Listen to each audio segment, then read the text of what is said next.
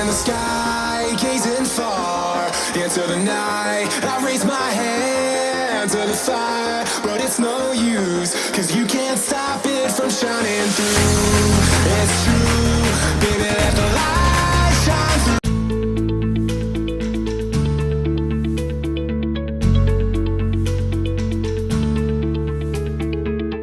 Genetics and health.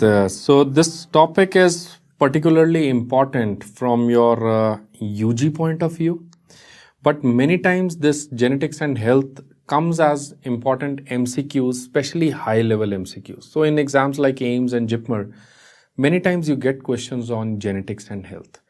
Genes is not a very old phenomena, we know. It's a relatively new phenomena. We heard about genes. The Mendel law was in 1850s or 1860s. 1850s or 1860s. Mendelian laws were formulated. And somewhere in 1900th century, early 1900s, in the early part of the 20th century, we had these formulation of genes and alleles and things like this. So genetic health and genes and health is not a very old, it's a relatively new topic we are going to discuss. The first time chromosomes were, 46 number of chromosomes was given by the Geo and Levan. Geo and Levan gave us the number of chromosomes was only 46 chromosomes in humans. Followed by that, many of the researches were done by Dr. Hargobind Khurana. The Hargobind Khurana did work on genetic engineering about decoding the codes for amino acids, for many of the codes for many of the nucleic acids. And after that, nucleic acid, and after that, Hargobind Khurana is also known for development of synthetic genes and synthetic nucleic acids. Why? Because he knew what is the code now. Watson and Crick and Wilkins, they gave us the double helical structure. Watson, Crick and Wilkins gave us the double helical structure of the DNA. So a lot of research has been done in genetics, and we have come a long way from what we knew just 100 years back. In a normal human body, MCQ, your MCQ start now. In a normal human body, roughly around 30,000 genes are present. 30,000 genes are present, and these genes have a lot of permutation, combination and interplay, and they may cause a normal phenomena or they may cause a abnormal phenomena. Abnormal phenomena, we call it as disorders. So if you see some of the genetic disorders, we can have genetic disorders like chromosomal disorders, unifactorial disorders or unifactorial abnormalities. These are nothing but Mendelian disorders which follow the Mendelian law, Mendelian abnormalities, or we can have multifactorial abnormalities. If you talk about chromosomal abnormalities could involve the autosomal autosomes, or we could have the sex chromosomes. The sex chromosomal abnormalities could be like Klinefelter's disease, super male, super female, super male, super female. Super female is XXX, or super male is XYY. Klinefelter's is XYY, XXY. So, and we could also have Turner syndrome, which is again autosomal sex chromosome Turner's disease, Turner syndrome. Or we could have autosomal diseases like Down syndrome. So anyways, going into these genetic disorders is beyond the scope of the lecture right now, because these are all genetic disorders. You must have done them very nicely in pathology, in medicine, in pediatrics, and so on and so forth. Unifactorial abnormalities, which include Mendelian disorders, the unifactorial abnormalities which primarily include Mendelian diseases, could be like mostly autosomal dominant, autosomal recessive, X-linked dominant, X-linked recessive. Autosomal dominant examples for these could be Marfan's disease, retinoblastoma, autosomal dominant polycystic kidney disease, ABO blood groups, So all these could be your autosomal dominant genetic conditions. The autosomal recessive could be mostly your inborn errors of metabolism, X-linked dominant are examples are X-linked vitamin D resistant rickets,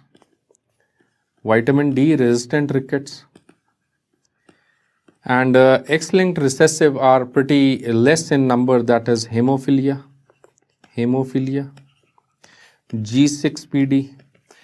Another example could be your color blindness. So you have couple of diseases. Again, the point is you must have studied them in their respective chapters in pathology, in medicine, and in biochemistry or in pediatrics. And right now discussion is beyond the scope. I have something more important and other points to discuss. The third is multifactorial abnormalities. This is where the preventive medicine now starts coming into a little bit into play. Now it is seen that most of the cancers we have, most of the cases of metabolic diseases like diabetes, most of the cases of coronary artery disease, cardiovascular diseases, ischemic heart disease, MI, most of the cases of mental retardation, most of the cases of cancer, especially leukemias, mental retardation, peptic ulcers, duodenal ulcers, these all diseases are non-communicable and they are not single factorial, they are multifactorial, and they are not only environmental, they are genetic also. There are genetic causes of cancer, genetic causes of diabetes, genetic causes of cardiovascular ischemic heart disease, genetic cause of mental retardation. So we need to decode that area also. There are people who will get a disease, there are people who will get a ischemic heart attack or a myocardial infarction even at 25 years of age or 30 years of age. That's not an age to get MI. But there is a genetic predisposition, there is a genetic factor which comes into play. So that is where the genetic epidemiology and the genetics and health is now coming into play.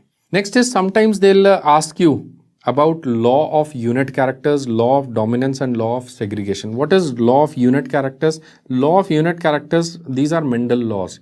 Mendel's law are three, that is unit character, dominance and segregation. The unit characters is all characters are units, all our body characters are units, and the genes control these characters or these units, and genes control the characters. This is the law of unit character. What is law of dominance? It says that two genes, all the genes, not two genes, all the genes occur in pair. Genes occur in pair, and one gene dominates. One gene will dominate while the other gene is recessive. One gene is the dominant gene, another is the recessive gene. This is known as law of dominance. And law of segregation is that when the germ cells are formed, then there is only one allele. The parent will pass randomly the copy of the allele. Now in allele, there is only one allele which is given randomly to the offspring. So when germ cells are formed, only one allele, only one of the alleles is randomly passed to offspring. So there is a offspring. So there is a segregation phenomena, there is a dominant phenomena, and there is unit characters. These are the three Mendelian laws which govern almost everything about the disease and the health that we know. Another law that you need to study is the Hardy-Weinberg law. Hardy-Weinberg law is not about Mendel's or the multifactorial. It includes Hardy-Weinberg law is for population statistics. It tells you that the frequency of an allele in the population will remain same until and unless there are external factors. What are the external factors? This is where the MCQ comes. Hardy-Weinberg law is frequency of an allele in the population will remain same until and unless there are external factors acting on that particular on that allele or the gene. What are the external factors? It means in simple, very English, normal English language, it means that take-home message is, let us say that the prevalence of leukemia in a population is 5%. Hardy-Weinberg says that the prevalence of leukemia in the population or the frequency of the allele in the population will remain as 5% until and unless there are external factors. That means that the population enclosed will have the same level. What are the external factors? Example for external factors is, I'm laying stress importantly over here is because AIIMS people, they had asked so many times this question about Hardy-Weinberg law. And every time students get confused and they mark a wrong answer. The external factors which may deviate the Hardy-Weinberg equilibrium, which may disturb the Hardy-Weinberg equilibrium are mutations, migrations,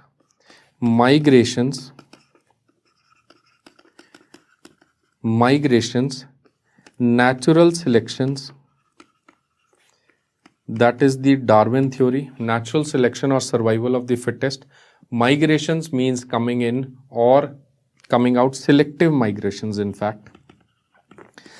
Mutations which contains antigenic drift or antigenic shifts. And fourth is, that is where the examiners normally play around with us. Fourth is non-random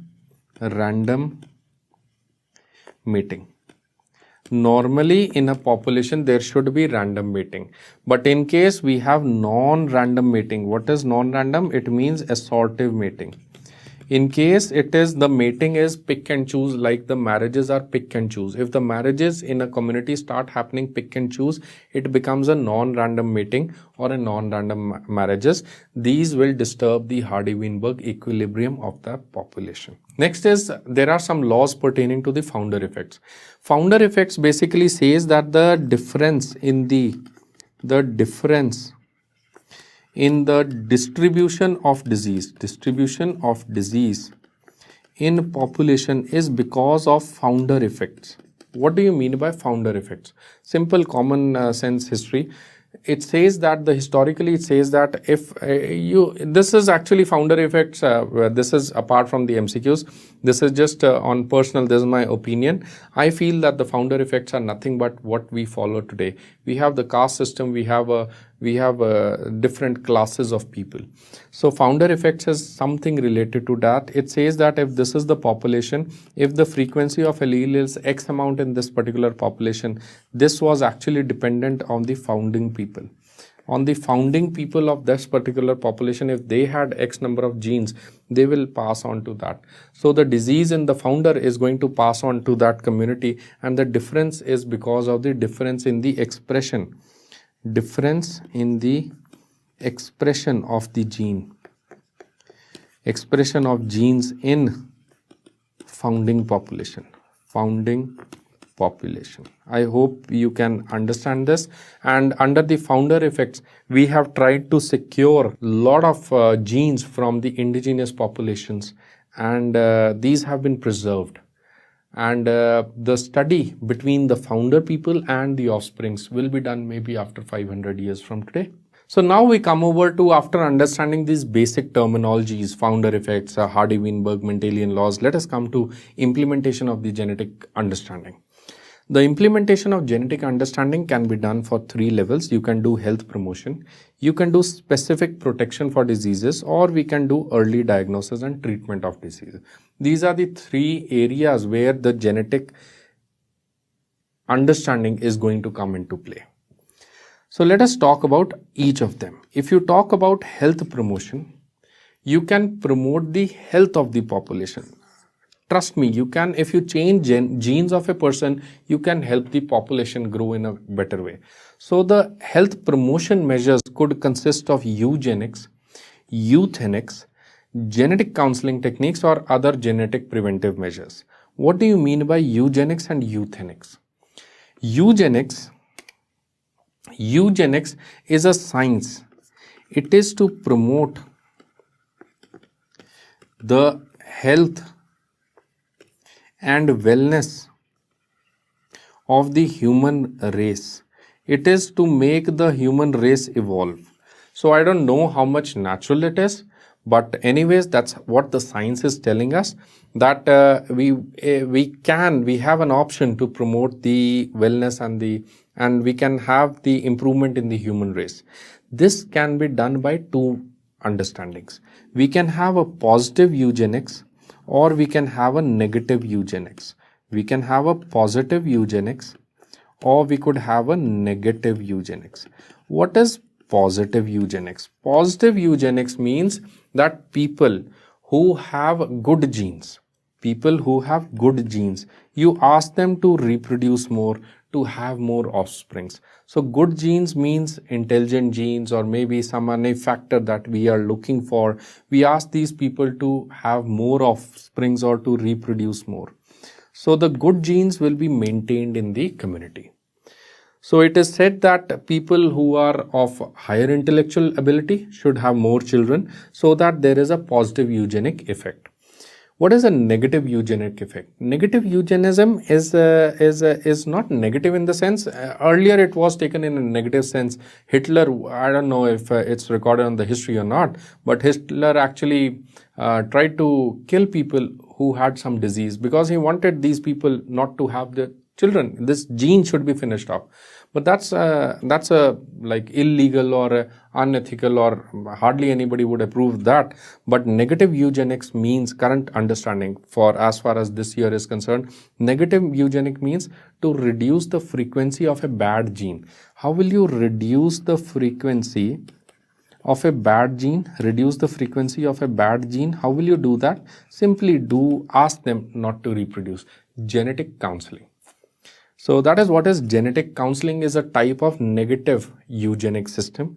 Positive eugenism is asking the people to have reproduction with good genes. What is euthenics? Euthenics means the genes are going to manipulate. You can change the genes. But euthenics means environmental manipulation. Environmental manipulation. To give a suitable environment for the genes to express. Environmental manipulation to provide optimum environment for the genes to express freely. So understand each and every word, it is important under euthenics. Many times they ask you like eugenics, euthenics, this is the favorite exam questions. Favorite exam question, mark this as a 5-star topic. Mark this as a 5-star topic, euthenic, eugenic. Eugenic is you change the genes. Euthenic is you change the environment. It is environmental manipulation to provide the optimum environment for the genes to express freely. So you change the environment. You make suitable environments. That is euthenics. What is dysgenics? Dysgenics.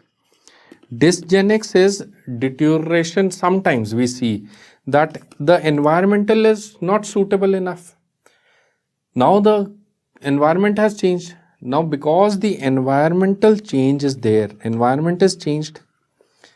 This is important. Listen to it carefully. If the environment is changed, sometimes the genes cannot express freely and the species will become extinct. That is the reason for having change in the flora and fauna for the species on this earth today. Why? Because the environment has changed, people have changed, we have changed, we made the environment change, and many times this causes deterioration of the genes, deterioration of expression of genes, or it causes weakening of the genes, and therefore the population is going to cease. There is cease or the stop or the decrease in the growth of the population. So that is known as dysgenic, opposite of euthenics. Euthenics is promoting environmental so that people can live freely. Dysgenic is environmental change so that there is extinction. So many species have undergone a dysgenic evolutionary mechanism in last couple of 100 years. So eugenics is about the genes, euthenics is about the environment. Next is, what is genetic counseling? Genetic counseling is not counseling of the genes, it is counseling of individuals to manipulate with their genes. Let's see how it works. If you talk about genetic counseling could be of two types.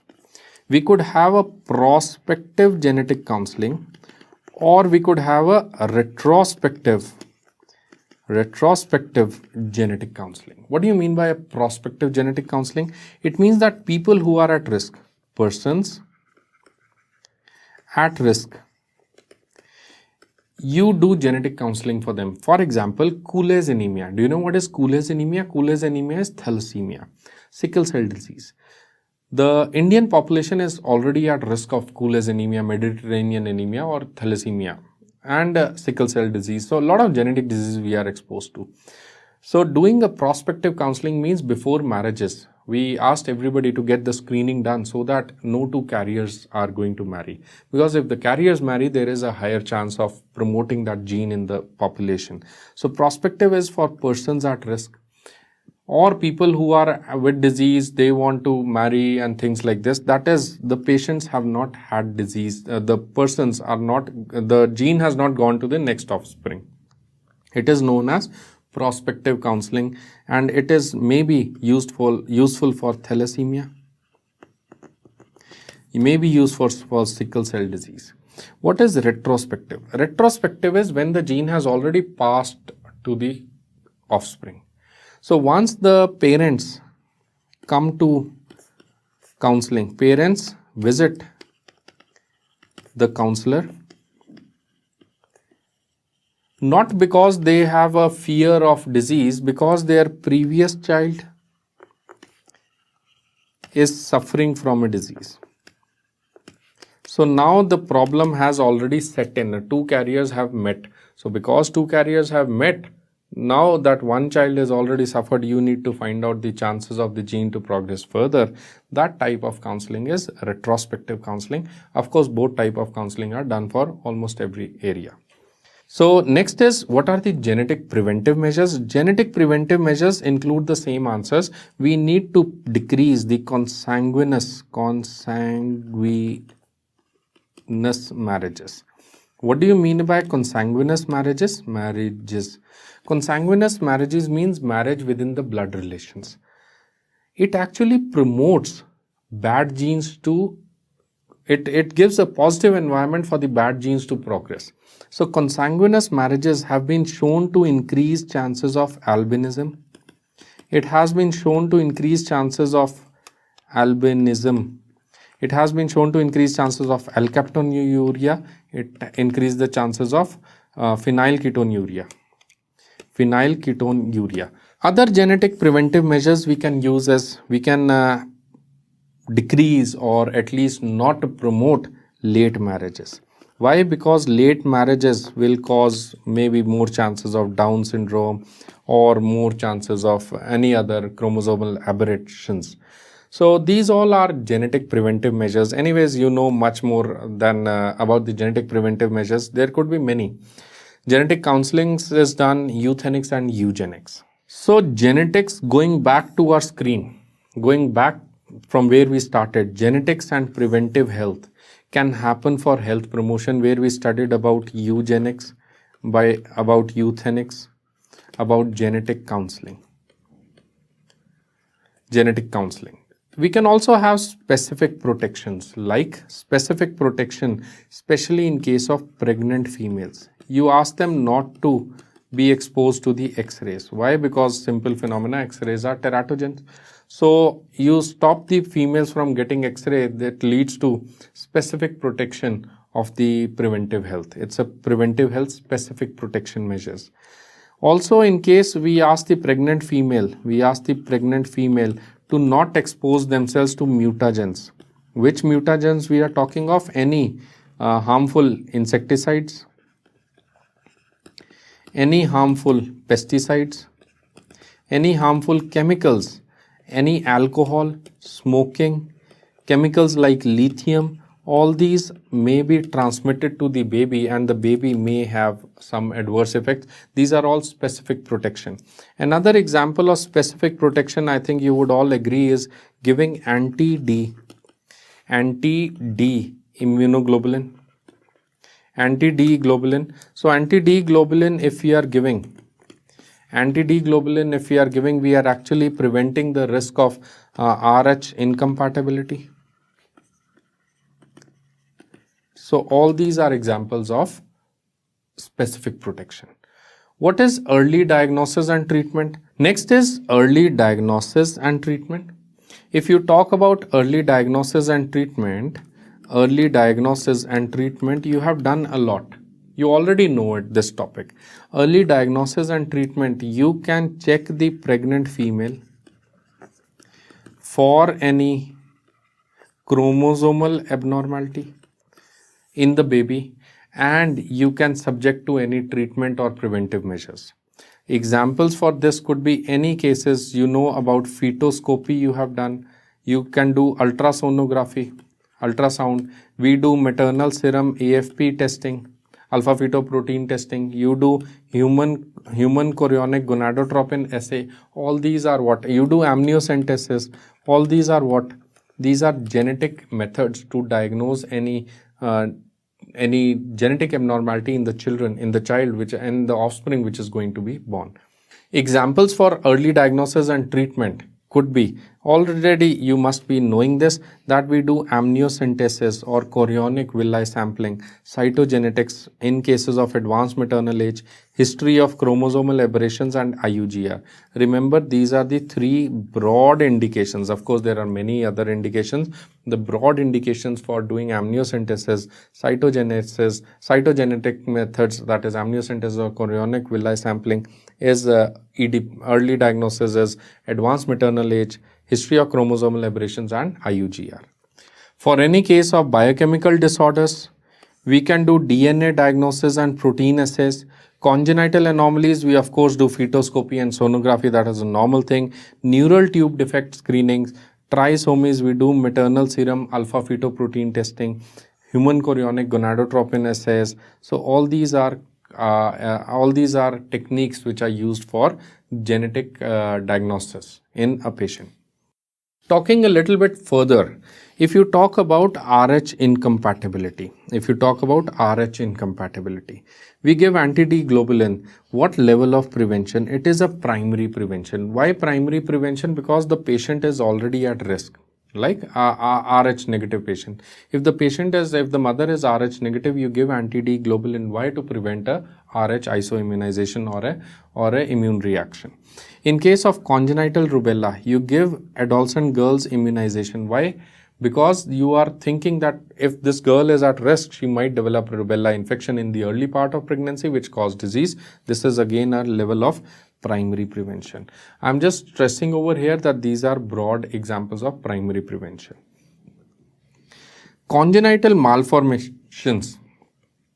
To prevent congenital malformations, we give folic acid supplement under the National Health Program. We give folic acid supplement at the rate of 500 micrograms to all pregnant females and 400 micrograms to all females who are in WRA pre-pregnant state.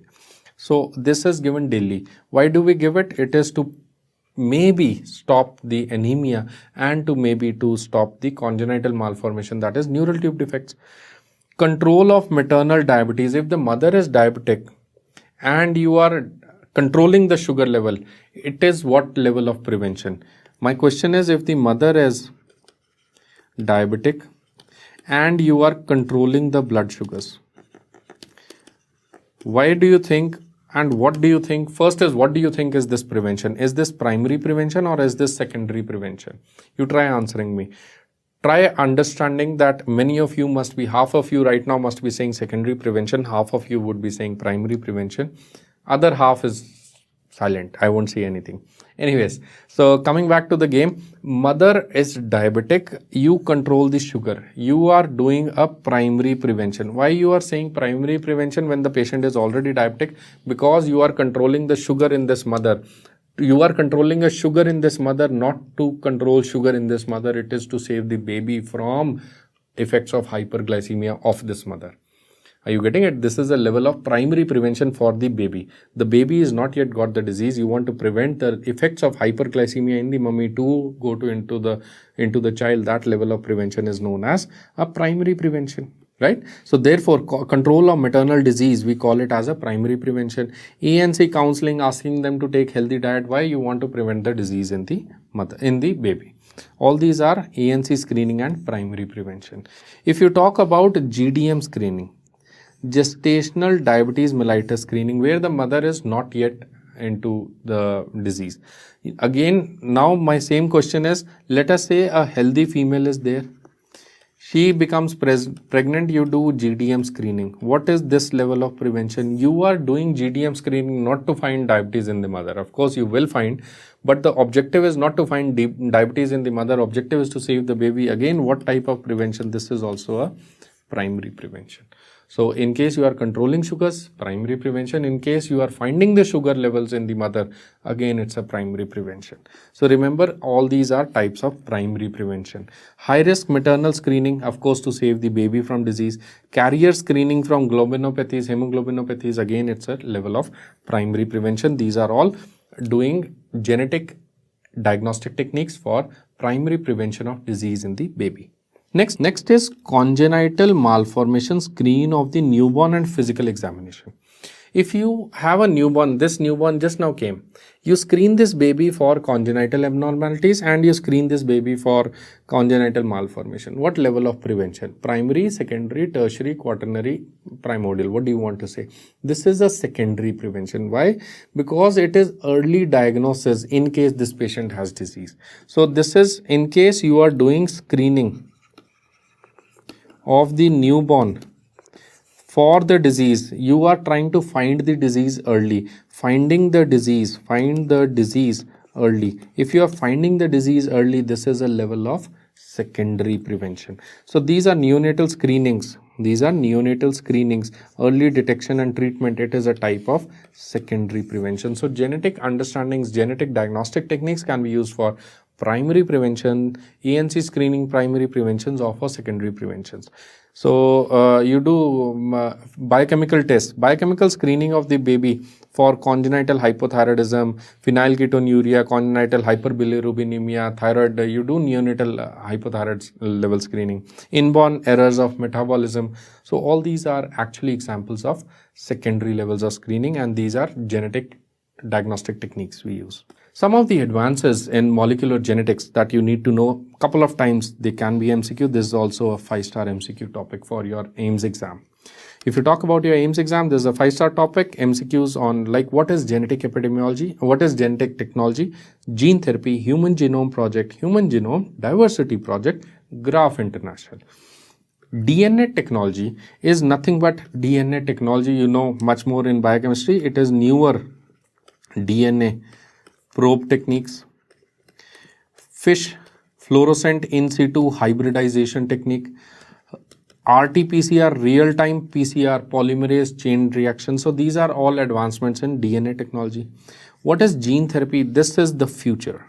That the treatment of disease will not be pharmacology, will not be disease, maybe will not be like any chemotherapies. It will be genetic therapies, gene therapies. So this is the future. It will be in 5 years. It will take some time, but it will be coming very soon, sooner than what we are actually expecting. It is introduction of new genes. And I personally think there's no harm in doing that. Anyways, that's beyond the scope of this lecture. Gene therapy is introduction of new genes for treatment of diseases. Human Genome Project is for mapping. It's a human genome project. It was done in around 138 countries. So 140 countries participated. It was mapping of the human genome across the globe. So there was a database of that particular of those populations. We have a database. We are seeing about the genes. We see what gene, what disease, how things are happening. So it was a pretty big project. So it was almost completed in somewhere early part of the 2000, but still it's going on in many countries. Human Genome Project, it is for mapping of the genes. It's a wonderful thing. It is for mapping. And our future offsprings will use whatever I'm saying today. Mapping of the human genes. It will be used somewhere 200 years down the lane. Human Genome Diversity Project. Human Genome Diversity Project. Listen to this word, Human Genome Diversity Project. Diversity, what do you mean by diversity? It tells you about different populations: Caucasians, Asians, Americans, Red Indians, Indigenous Canadians, Europeans, Germans, they're all Japanese, Koreans. Their population, their genetic makeup differentiates, right? We have a different genetic makeups, and to understand what characters by what genes and what genes play what disease, this is what is Human Diversity Genome Project. It is mapping of the genes, mapping of genes to understand our human evolution. If you understand history, you understand future. Human evolution. If you understand what happened in the past, you will be able to predict what will happen in the future. This is mapping of genes. And that is what you also do. What do you do in your MCQ exams? You take the 7-year past, previous 5-year, 7-year history papers. What is that? You understand history. And if you understand history, you predict the future exams. So that is what this diversity project also does. Mapping of genes, human evolution. We understand human evolution. It is collecting samples from all the indigenous populations, which is usually we say which are the natives, the real natives of that particular community.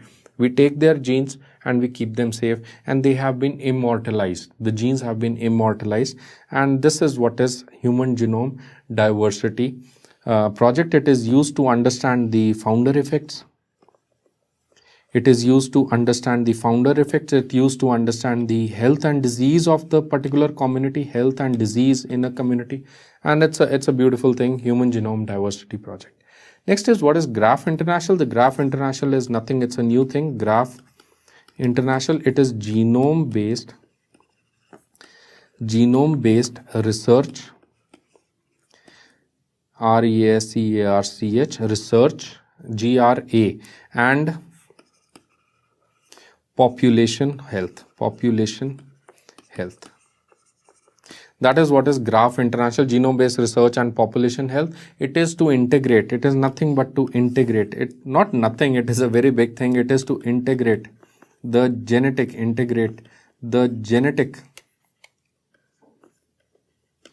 understanding that we have today, genetic developments and understanding into public health and policies.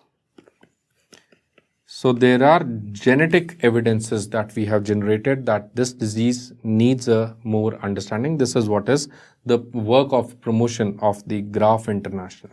So next is genetic epidemiology. What is this new word, genetic epidemiology? You've learned about epidemiology with me. I discussed epidemiology. Epidemiology is one word, if you ask me, it is to find the cause. To find the cause for a disease is epidemiology. To find the social cause for a social disease is social epidemiology. To find the genetic cause for a genetic disease is genetic epidemiology. So how do you find the genetic cause for genetic disease? You can do 3 types of studies: familial aggregation studies, segregation studies, and association studies. You remember the Mendelian laws?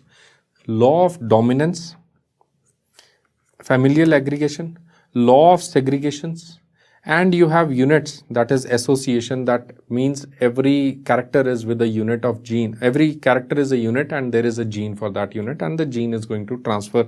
Association studies. What do you mean by all this? This just I tried to correlate the Mendelian laws with the genetic epidemiology. We do familial aggregation studies or segregation or association studies. What do you mean by aggregation studies? It is to study, is there any genetic component? Is there any genetic component? What is segregation studies? It is to understand the pattern of inheritance in case there is a genetic component. Pattern of inheritance is segregation studies. To find out is there a genetic component is aggregation studies. Segregation, remember, is to study the pattern of inheritance. What do you mean by association studies? Association studies is to find the or study the alleles. Study the alleles in the genome and pattern of expression and association. So what are association studies? Association studies are to study the allele in the genome, and that is, it is associated with what all features. That is what is association studies. So basically speaking, if you talk about genetic epidemiology, let me first talk about epidemiology. What you did in epidemiology was we talked about case control studies, we talked about cohort studies, we talked about clinical trials, and so on and so forth. Right? Am I correct? This is what you studied. Beyond this, we do molecular epidemiology, where we assess the molecular risk factors in causing the molecular outcomes or disease. In other words, we study which molecules are responsible for what disease. That is what is molecular epidemiology. Where we talk of myocardial infarction, a person has myocardial infarction, we are still thinking it is because of obesity, smoking, alcohol, so many risk factors. But molecular epidemiology told us the role of selenium also, and other micronutrients in causing myocardial infarction. Now we have this novel approach of genetic epidemiology. In the genetic epidemiology, we'll take any disease. Listen carefully, it might be very, very different for you. Because this is what I'm talking is the future, right? If you talk about genetic epidemiology, we'll take a disease. We'll see whether is there a familial component of the disease. That type of studies which studies the familial component of disease are called as what? You tell me answer. You call them as what? You call them as aggregation studies. I hope it makes sense to you now. So in aggregation studies, what do you study? You study, is there a genetic link or association? You see that, wow, there is a genetic link for heart attack. The father had heart attack, his child had heart attack, his grandpa also had heart attack. So there is certainly some genetic factors which is happening over here. Once you find the genetic factors, then we need to do the segregation studies. Segregation studies will tell you about what? Segregation studies will tell you about what? They'll tell you about the Mendelian inheritance, yes or no. So segregation studies are basically, you find out about any genetic linkage, and these are nothing but the pedigree based studies. These are done on pedigree analysis. This whole genetic epidemiology is actually pedigree based analysis. So we do segregation based on the Mendelian laws, and there we find out any genetic link, what type of inheritance is it, autosomal dominant, is it X-linked recessive, is it X-linked dominant, or chromosomal disease, or is it not inheritable, or things like this. After doing segregation studies, we may do DNA sequencing of the disease or the gene, we may do cloning, or the future will be genetic engineering. Genetic engineering, where the future will be alkaptonuria is just a treatable disease, phenylketonuria will be a treatable disease, inborn errors will be curable, treatable, genetic engineered diseases. So that is what we do in genetic epidemiology. That's a futuristic branch, and that's all for most of your questions on genetics and Hi health. guys, please subscribe my channels.